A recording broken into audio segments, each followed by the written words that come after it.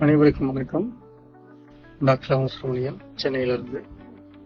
நிறைய பேர் கேட்குற கேள்வி, ஹோமியோபதி மருத்துவம் அப்படின்னு சொல்றீங்க, எங்களுக்கு நிறைய டவுட்ஸ் இருக்கு. ஹோமியோபதி மருத்துவத்துடைய தனித்துவம் என்ன அப்படின்னு சொல்லுங்க அப்படின்னு சொல்றாங்க.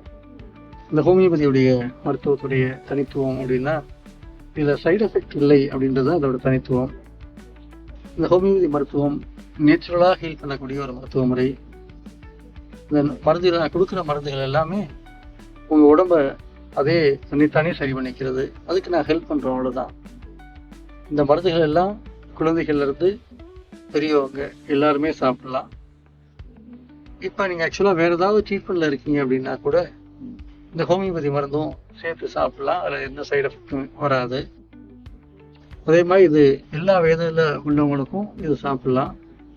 அதே மாதிரி இந்த ஹோமியோபதி மருத்துவத்தில் ஒரு நோய்க்கு நீங்கள் சரி பண்ணி மருந்து சாப்பிட்டு சரியாச்சுன்னா நோய் இது ரொம்ப நாளைக்கு திருப்பி வராது. ஏன்னா உங்கள் உடம்புல அதற்கான எதிர்ப்பு சக்தி உண்டாயிரும்.